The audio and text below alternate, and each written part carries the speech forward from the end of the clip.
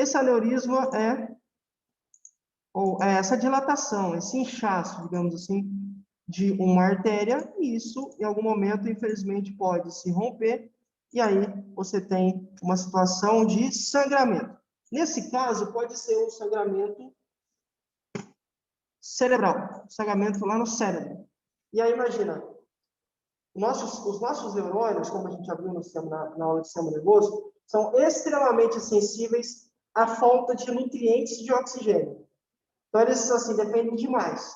Se falta oxigênio, se faltam nutrientes, começam a apresentar falhas. Nesse caso, como você tem um sangramento cerebral, o sangue está vazando, extravasando, não vai chegar. Porque o sangue está sendo desviado para uma outra região. Estourou uma veia, se rompeu, não chega sangue, aí você tem, além do sangramento que já é prejudicial, você começa a ter morte também de regiões do cérebro da pessoa, porque os neurônios são ultrassensíveis à falta de oxigênio. Então, uma situação muito difícil, bastante complicada, que é essa dilatação, que no caso a gente chama de aneurisma, que pode ser o aneurisma cerebral. Pode ser. Que é o mais comum, eu acho. Uma outra condição, essa sim já é bem mais comum, bem mais, é o AVE, ou antigamente a gente falava AVC, acidente vascular cerebral. O termo correto, hoje em dia, é acidente vascular encefálico. Okay? Esse AVE pode se dar de duas formas. Você tem o isquêmico e tem o hemorrágico. Tá em inglês aí, mas dá para entender. Professor, qual é a diferença entre esses dois tipos de AVC? Isquêmico e hemorrágico. Se a gente for para a lógica da palavra, hemorrágico vem de hemorragia, ou seja, um causa sangramento. E o outro não, o outro vem de isquemia. Essa parte isquêmica, isquemia significa falta de sangue, comprometimento. Então, algo está obstruindo a passagem de sangue, vai faltar sangue em algum lugar, e essa falta de sangue começa a trazer prejuízos para determinadas áreas. Vamos lá, então eu vou falar de um por um agora para ficar mais fácil de entender. Vamos lá. AVC isquêmico acontece porque algo... Vejam nessa imagem, deixa eu dar um zoom aqui. Deixa eu ver se eu consigo dar um zoom.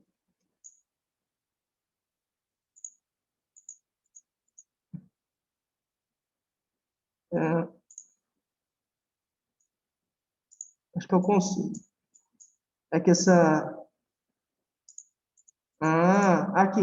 Show. Vejam aqui, ó. Olha aqui que coisa louca. Esse... Vou pegar um azul. Ó, vejam aqui. Algo obstruiu a passagem. Ó. Tem alguma coisa aqui entupindo a passagem de sangue, impossibilitando, comprometendo a passagem do sangue para essas outras áreas. Por isso que está ficando roxo. Lembra que eu falei quando você falta oxigênio, as pontas dos dedos começam a ficar azul, acinzentado, preto, falta de oxigênio. Se me falta oxigênio, tudo que está depois disso começa a morrer. Então, o problema do AVC isquêmico é exatamente isso. Pode ser um trombo ou alguma coisa, um pedaço de gordura, alguma coisa entupiu a passagem do sangue, o sangue não passa mais. Não adianta. O sangue parou de passar, tudo que vem depois morre ou começa a apresentar falhas. E aí você já imagina as sequelas que isso pode trazer para uma pessoa. Porque é o cérebro que coordena praticamente tudo no nosso corpo, né? Então, por isso que não é raro a gente ver pessoas com AVC que não conseguem mais andar. Alguém que apresenta que teve AVC não consegue andar. Ou fica com um lado prejudicado. Um lado movimenta bem, mas o outro não consegue mexer muito bem. Por quê? Porque está tudo aqui no cérebro. É o cérebro quem coordena os nossos movimentos. Se eu tenho algum tipo de comprometimento no cérebro, todas as funções relacionadas àquela área se perdem. Nesse caso do AVC, esse é o isquêmico, né? No caso do AVC isquêmico, vai faltar sangue. Se faltar sangue, então, normalmente é assim, o AVC foi aqui, o comprometimento foi aqui do lado direito, o lado esquerdo tende a não funcionar tão bem, ou inclusive a não movimentar mais e tudo mais. Se for do lado esquerdo, é o lado direito que foi comprometido, o lado direito do paciente, no caso. É sempre o oposto. Então, se for do direito, o comprometimento é do esquerdo. E se for do esquerdo, o comprometimento é do lado direito. Então, esse é o AVC isquêmico, por isquemia, falta de sangue ou comprometimento da circulação. E aí, você pode falar, professor, mas por que isso acontece? Qual que é sei lá, a justificativa? Vamos lá. Muitas vezes, isso aqui pode ser por conta de aterosclerose. Lembra que eu falei que a aterosclerose é um acúmulo de gordura? Se solta um pedaço de gordura e para lá no cérebro, entupiu a passagem. Entupindo a passagem, você tem isquemia, e aí a pessoa começa a apresentar problemas. Então, inclusive, quando a gente pratica atividade física, a gente previne até AVC. Né? Falar AVC, mas entenda que o termo correto é AVE, tá? Então, quando eu pratico atividade física, regularmente, diariamente, todos os dias, lá e tudo mais, eu diminuo a quantidade de gordura, esse acúmulo de gorduras nas minhas artérias, diminuo a chance de algum pedacinho de gordura parar no meu cérebro e obstruir, e tampar a passagem de sangue. Conforme a gente vai envelhecendo, naturalmente, esse acúmulo de gordura acontece. Então, por isso que você não vai ver, por exemplo, ou dificilmente você vai ver uma criança, eu nunca vi, pelo menos, uma criança com aterosclerose. Não. Normalmente, você tem pessoas adultas, e aí talvez idosas, que apresentam aterosclerose. Por quê? Por 50, 60, 70, 80 anos, teve um acúmulo de gordura, imagina. Isso em algum momento vai trazer prejuízo, por exemplo, o AVC isquêmico. Do outro lado, a gente tem uma outra condição, que é outro tipo de AVC. Esse cara aqui age de forma diferente. Vejam na imagem. Olha aqui, ó. O que é isso, professor? Aqui, lógico, aqui está um corte, né? Mas a ideia é uma ruptura. Então, a artéria se rompe, entre aspas, explode, começa a vazar sangue, ela estoura literalmente, ela se rompe. Há um corte, uma ruptura. Professor, por que isso acontece? Por exemplo, pode ser por conta da pressão alta. Muitas vezes a pressão está tão alta, a pessoa, eu não tomo medicamento não, isso é bobeira, isso é coisa de médico. Isso é tudo conversa. Não pratica atividade física, continua no churrascão, comida gorda, comida cheia de sal e tudo mais. O que o organismo dela faz? Começa a aumentar mais e mais e mais e mais a pressão. Professor, você que tem a ver o sal, o churrasco com a pressão alta. É o seguinte, o sal dá um comando para o nosso organismo para liberar um hormônio. E esse hormônio retém líquidos. Como assim, professor? Você pode... Isso é impressionante. Por exemplo, no caso da pressão baixa. Alguém está com pressão baixa? Tem aquela pergunta velha. Posso pôr um sal debaixo da língua? Pode. Funciona, mas demora mais. Por quê? O sal libera o hormônio, ou dá o comando para o seu organismo liberar esse hormônio, e aí esse cara faz o quê? Rins.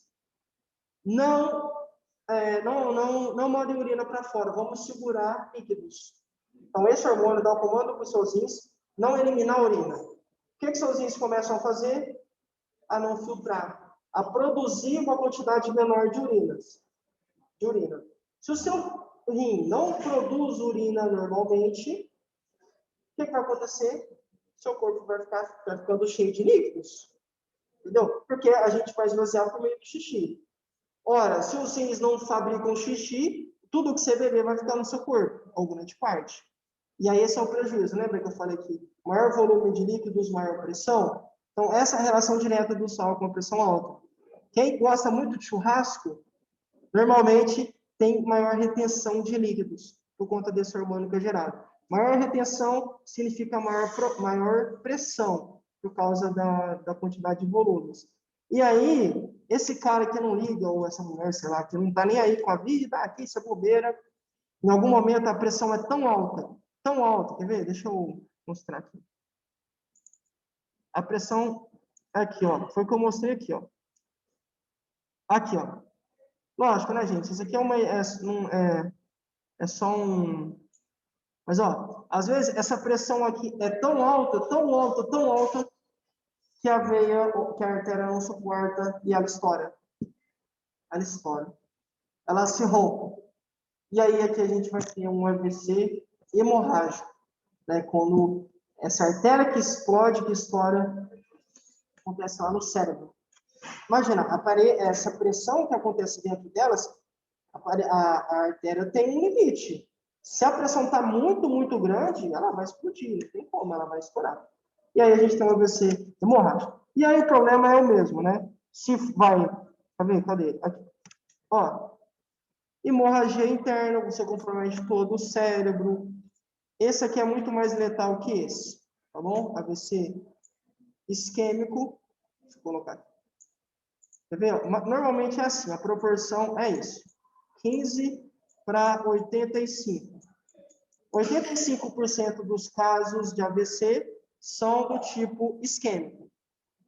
Então, se você, em média, a cada 100 pessoas que tiveram AVC, dessas 100, 85 provavelmente tiveram AVC isquêmico.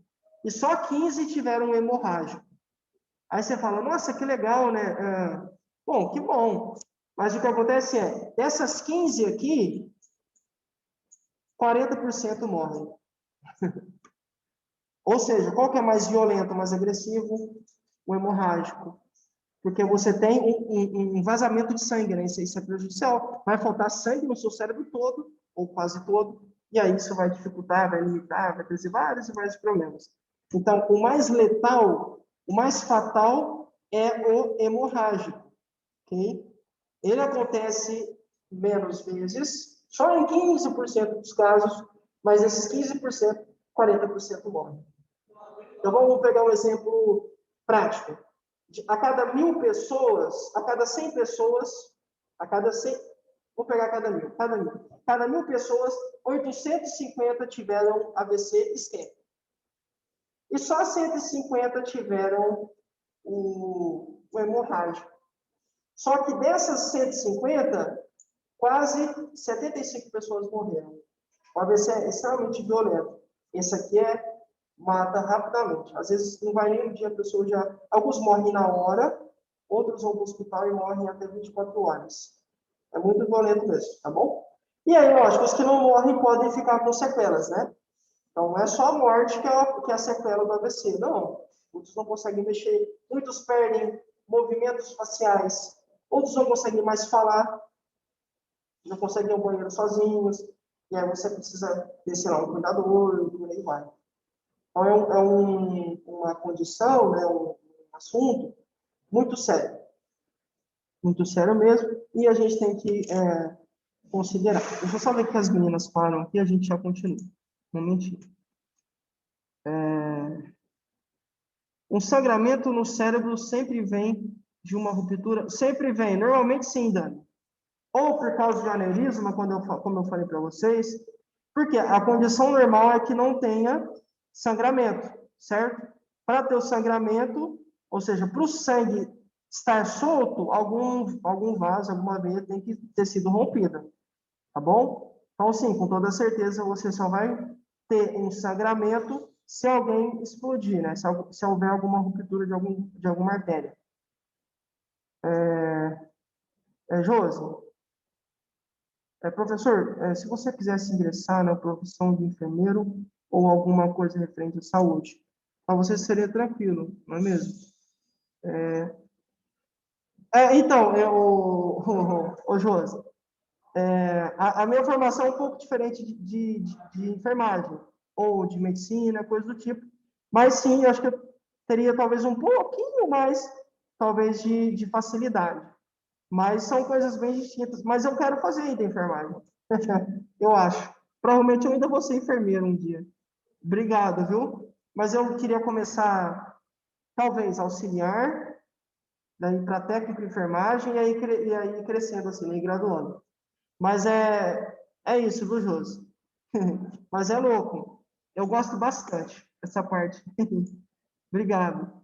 É bem horrível quando o corpo está cheio de líquido. Super, né? Você sente pesado, mas ela falou que é bem horrível quando o corpo, né, a gente sente cheio de líquido. Fica todo inchado.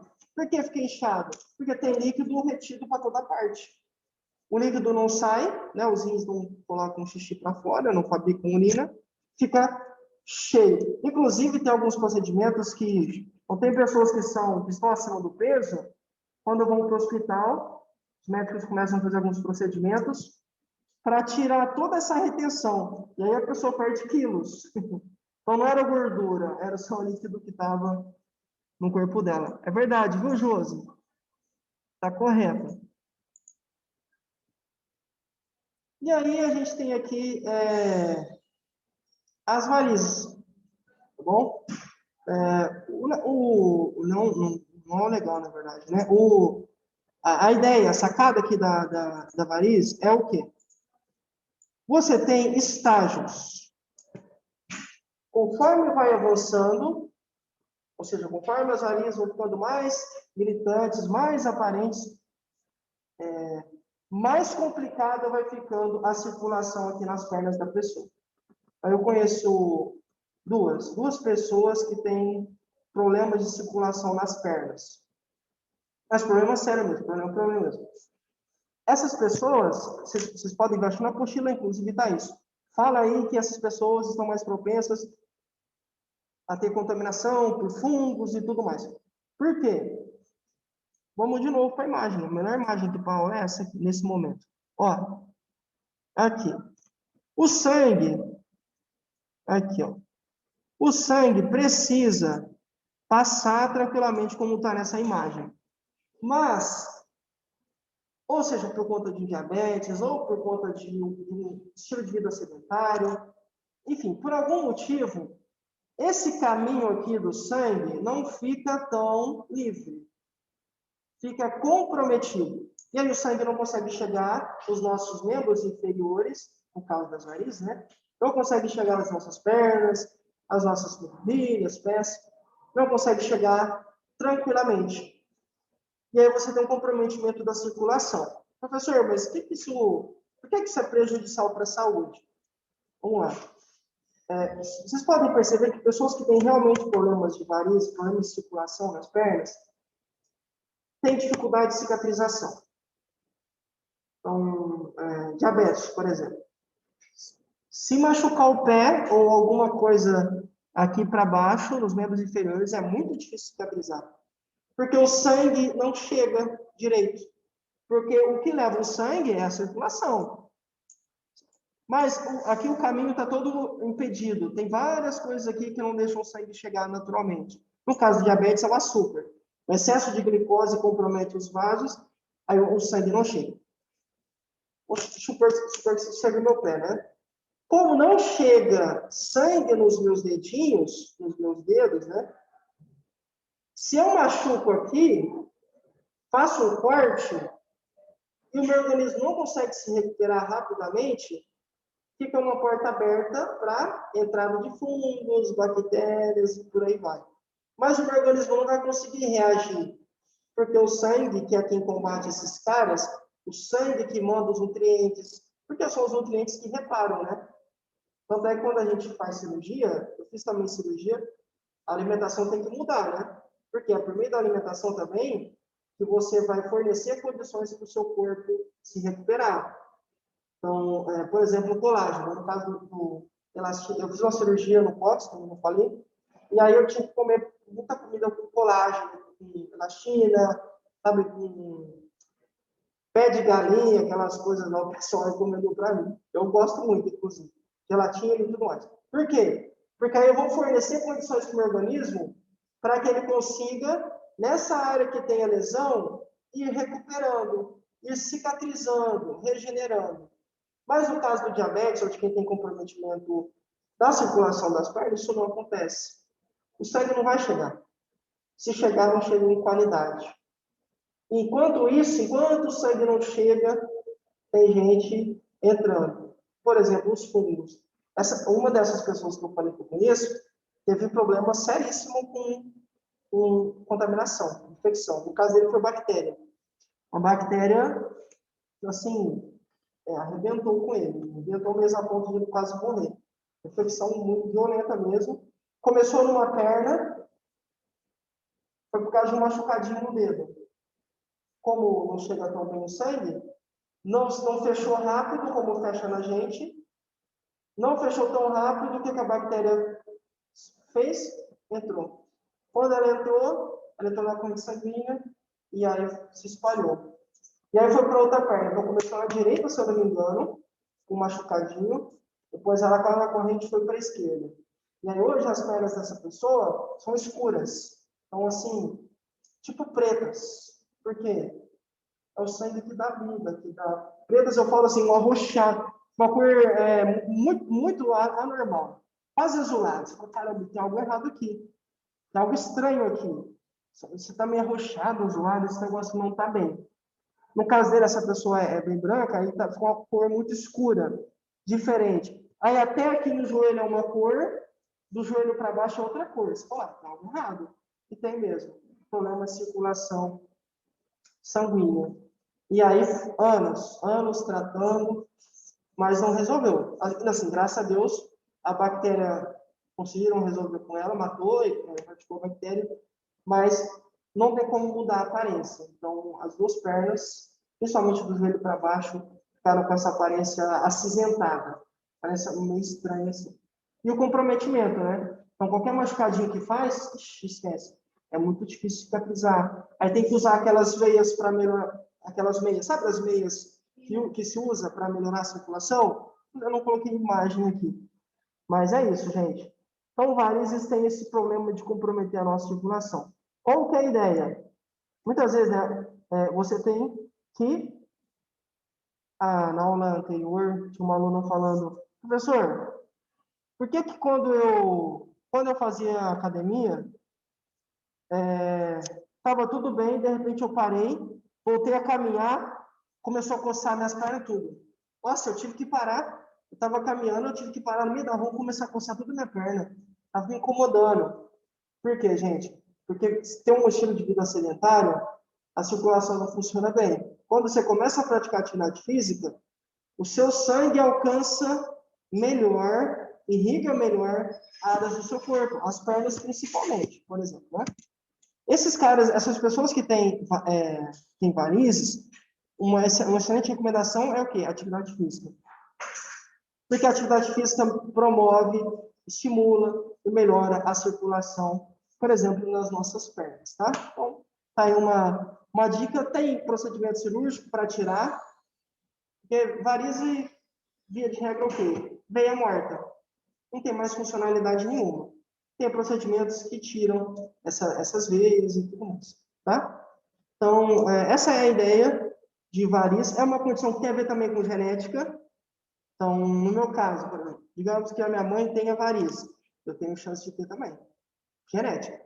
Então, eu preciso me cuidar mais ainda, né? Um cuidado dobrado, talvez, se você, eles ainda não tiver na sua família, o meu cuidado tem que ser dobrado em relação ao seu, porque eu tenho.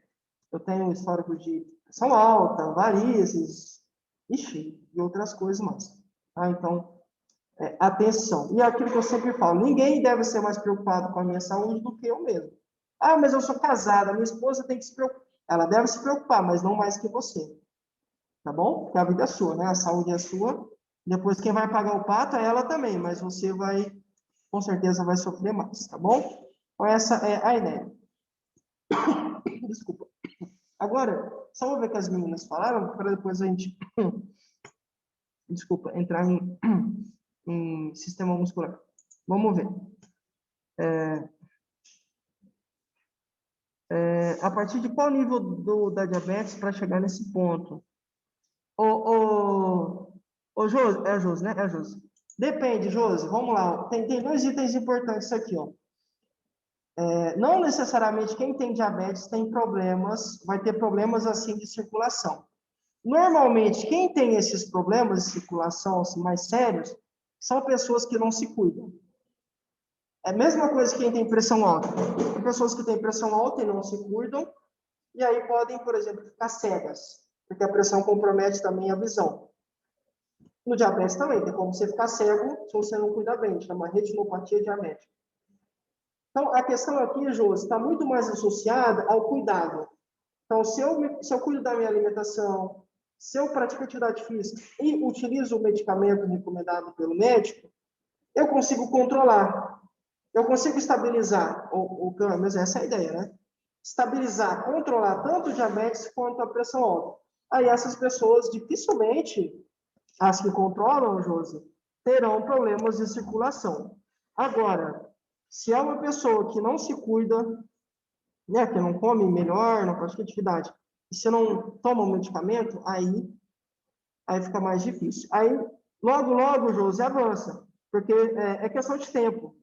Em algum momento vai começar a ter problemas, tá bom? Não tem esse um tempo certo, mas a lógica é a seguinte: se você não se cuida, a conta vai chegar. Essa é a ideia, tá certo? Cedo ou tarde chega. Só que a questão do diabetes é que, quando começa a ter manifestações, parece que está faltando. Nossa, parece que a circulação da minha perna não está tão boa. Aí já era. Quando você começa a ter essas comprovações, você não, né? O paciente começa a ter. Isso, de fato, é uma demonstração de que a coisa não vai bem, e aí você começa a ter problemas mais sérios. Ou seja, é mais difícil de tratar. Então, a ideia é conscientizar a pessoa. Por isso que, quando a gente trabalhava lá na faculdade, a coisa mais difícil do mundo é a conscientização da população. É a pessoa entender que ela precisa tomar o medicamento e que ela tem que mudar a vida dela. Mudar em todos os sentidos, tem que mudar. Não adianta. Muitos até tentam mudar, mas não aceitam o medicamento. Outros aceitam o medicamento, mas não querem melhorar a alimentação e atividade física, sei lá. Outros não querem nem medicamento, nem alimentação, muito menos atividade física. Então, a gente tem alguns públicos diferentes, mas a ideia é conscientizar. E aí, José, depende muito, tá bom? Mas a ideia é essa. Logo chega. E chega a cavalo, né? Bom, eu coloquei uma imagem do cara todo solto, né? Toda esticada, olha lá o Zen Bolt. Para quê? Essa imagem a gente consegue ver músculos. Deixa eu falar sobre o sistema muscular. Então, vai passar alguns conceitos importantes que tem a ver com esse sistema que que é essencial para a nossa vida, para a nossa existência. E aí, eu vou só fazer acho que isso não está na apostila, mas é rápido. Conforme a gente envelhece, idosos têm uma situação que a gente chama de sarcopenia. Sarcopenia. Penia vem de perda. Sarco vem de carne. Conforme a gente vai envelhecendo, naturalmente, se a gente não fizer atividade física de força e tal, naturalmente há uma diminuição da nossa massa magra. Ou seja, os músculos tendem a diminuir quando a gente está velhinho, está idoso. Por quê? Porque essa inatividade física, como eu falei para vocês, toda vez que eu não pratico, os meus músculos entendem o que é que o meu cérebro entende. Eles andam, não está precisando tanto assim de músculos, não. A gente vai ver isso daqui a pouco, quando a gente falar de problema muscular, das doenças lá. E aí, conforme o tempo passa, as pessoas, em tese, vão ficando mais inativas. Então, ficam ativas hoje não, né? Hoje em dia a galera está tudo sedentária. Mas antigamente, durante os seus 15, 18, 20, 30, 40, 50 anos, ativas. Pessoas ativas fisicamente. Aposentava, ficava em casa. E aí, não fazia atividade física, não fazia mais treino de força, nem nada.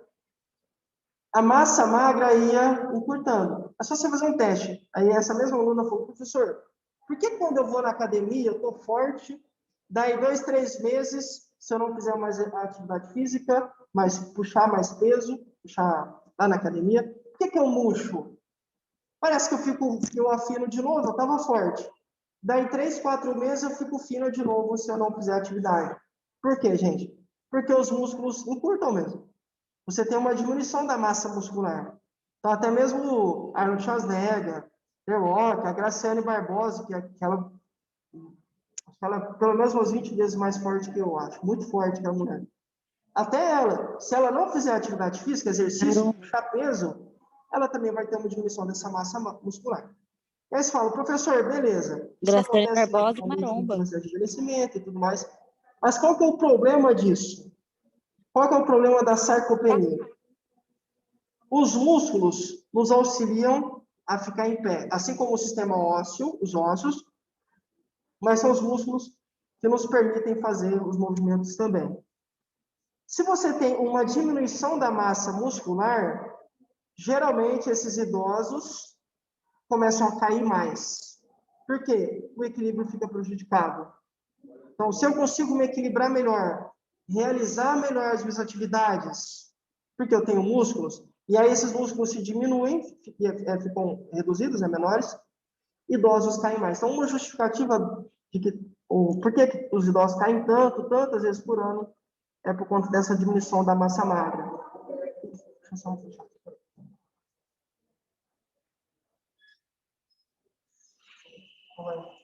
E aí, qual que é a ideia dessa... O que eu tenho que fazer, professor, para diminuir essa sarcopenia? Essa diminuição da massa muscular. Atividade física de força, tá? Não é correr. Correr não vai melhorar nada. Tem que puxar ou pegar peso. Esse é o único jeito. Dar estímulos para o seu músculo para que ele entenda que você precisa de mais força. Fala, caramba, eu preciso ter um desempenho melhor porque a Elisandra está pegando, sei lá, 20 quilos de cada lado. E aí o cérebro dela dá o comando. Braço, se liga. Do jeito que você está aí, você não vai aguentar, não. Você tem que ficar mais forte. E aí a Elisandra começa a ter um aumento de massa muscular. Se ela não pega peso, o cérebro fala, não precisa ter esses braços aí, não. Pra que isso aí? Se ela fizesse atividade de força, resultaria. Como ela não faz, vamos encurtar. O cérebro é sempre muito econômico. E aí ele economiza músculo. Você começa a ter uma diminuição da massa muscular. Essa é a lógica, tá? Então, assim, como que eu chego, professor, melhor na velhice? Tem que fazer atividade física. Não só atividade física, correr, nadar, andar de bicicleta, não. Atividade de força mesmo. Porque você tem que aumentar a sua massa muscular. E só aumenta pegando peso. A Esther que o diga, né? Ela que é fã de puxar peso, é importante, tá bom? Ah, eu não gosto de academia. Minha vida acabou, nossa, eu vou chegar fraquinha lá na... Nossa, quando eu vou velhinho, então eu vou chegar fraquinha. Não. Existem outras modalidades para você fazer exercício de força. Como, por exemplo, calistenia. Alguém já ouviu falar? Calistenia são exercícios que você pratica com o peso do seu corpo. E aí imagina o peso. Eu, por exemplo, imagina eu praticar exercício com o peso do meu corpo. Eu amo, hein, professor? Puxar peso, hein? Tem alguém falando alguma coisa? Eu amo puxar peso. Nossa, você ama o quê? Tá bem baixo. Eu amo puxar peso, Ah, você professor. ama puxar peso? A Esther tá dizendo que ela ama puxar peso. É isso aí, Esther. Então, assim, qual que é a lógica, meninas? Tem que fazer treino de força. Não adianta. Meu idoso está caindo muito. Minha mãe cai demais. Ela faz atividade física de força? Não. Então, é por isso. Tem que melhorar isso. Tem que melhorar o equilíbrio. Tá bom? Inclusive para te realizar atividades do dia a dia, né? Então, ele não tem equilíbrio, professor. Ele está fraco. Não consegue andar daqui até ali. O meu avô, por exemplo, minha avó, não consegue. Por quê? Fraqueza muscular. Sabe quando a gente faz cirurgia? A gente se sente fraco. Se sente fraco, você não tem energia suficiente para fazer. E essa energia vem também por meio dos músculos, que você tem vigor, força suficiente para poder executar o movimento. Bom, essa é uma introdução. Deixa eu só ver o que o pessoal falou, a gente já pega aqui, tá? Professor, tem muitas pessoas que falam que o diabetes é contagioso, mas acho que isso é mito, né? Ou é verdade? É mito, ô Josi? Não, o diabetes não é causado por vírus, por fungo ou bactéria, não, tá bom? Agora sim, se a turma estiver falando contagioso, questão de genética, aí sim, tá? Mas eu acho que o sentido aqui é, sei lá, a minha tia é diabética, aí ela espirrou em mim e eu vou ficar com diabetes. Se for nesse sentido, não. Diabetes é genética, tá bom? Genética ou hábitos de vida. Ah, ninguém nunca na minha vida teve diabetes. Ninguém na minha família teve diabetes. Mas eu sou sedentária, adoro coisa com açúcar, como só coisa assim, só coisa gordurosa, aí você pode desenvolver, tá bom? Mas você tá correta, Josi. É mito, tá? Diabetes não se passa assim. É só por genética. Ou por consequência de um estilo de vida sedentário. Os músculos, o músculo é responsável por movimentos voluntários, como andar, e involuntários, como os batimentos do coração. Nós temos cerca de 600 músculos. Isso, eu vou chegar lá ainda, Dani, mas sim, é verdade. O que acontece é, os músculos são responsáveis sim por movimentos voluntários. Então, agora, o meu cérebro deu comando para minha mão fazer isso. Isso é voluntário, eu quero fazer. Mas enquanto eu estou realizando esse movimento que eu quis, eu não estou dando comando para o meu coração bater. Quem está fazendo isso? O meu cérebro. Então, movimentos, eu vou chegar lá, viu, Dani? Mas eu já vou adiantar. Você perguntou? Movimentos involuntários são coisas que acontecem, ou movimentos que acontecem, sem o meu consentimento. O meu pulmão funciona naturalmente. Eu não preciso ficar pensando todo segundo. Respira pulmão, respira pulmão, respira pulmão, respira, respira pulmão. Não. O coração bate, bate, bate, bate. Não. Eu posso estar dormindo, o coração está batendo. Então, são ações involuntárias. Mas eu também tenho ações voluntárias, que é o que eu quero fazer. Eu quero agachar, eu quero sentar, e aí o meu corpo consegue fazer. Então, é isso. Voluntário, eu quero. Movimentos voluntários, eu quero fazer. Involuntários acontecem, inclusive, quando eu estou dormindo. Por exemplo. Vai cair o link, meninas, a gente a gente parte para um outro, tá? Depois eu quero saber como faz atividade física com peso do... Opa! Tá bom, Josi, mas você procura... Vocês também, se quiserem, meninas. Calistenia Brasil. Só colocar assim no YouTube, vocês já vão ver lá os caras fazendo. Tem vários canais, mas assim, qual que é a ideia? Só com o peso do corpo mesmo, literalmente. Vocês vão ver que os caras lá, as meninas, tem até idosos que fazem, são bem fortes. Imagina se eu fizesse com 115 quilos, 118, é um peso considerável. Para puxar 118 quilos, imagina, uma barra, por exemplo, ou uma flexão, que seja, uma prancha, é muita coisa. Então, eu fico muito forte mesmo. Esses caras definem essas pessoas, tem músculo, tudo muito definido, é bem legal. E aí tem uma mágica por trás, que é tipo um estilo de vida, que você vai realizando movimentos, é bem legal. É da hora, super recomendo. Esse é o sistema muscular, eu fiz uma breve introdução sobre ele, para mostrar para vocês qual que é a lógica e por que ele é tão essencial, por que ele é tão importante assim para o nosso organismo. E é o que eu falei, temos de exercitá-lo, certo? Tem que exercitar, porque conforme o tempo passa, a gente vai ver em atrofia muscular, em algumas doenças, esse sistema muscular se reduz tanto que atrofia. O membro da pessoa não tem mais movimento. A gente vai chegar lá, o link vai cair em menos de um minuto, e a gente continua. Deixa eu só ver o que falaram aqui. Preciso comer. Preciso queimar alguns bacons. Acho que eu preciso queimar também algumas leitores, porque tá feio, viu, ô Josi? Mas é isso, gente. A ideia é, eu preciso exercitar, tá bom? E aí, existem alguns tipos de músculo. Vamos lá. Basicamente, a gente tem 3 tipos. 1, 2, 3. Nós temos os músculos estriados,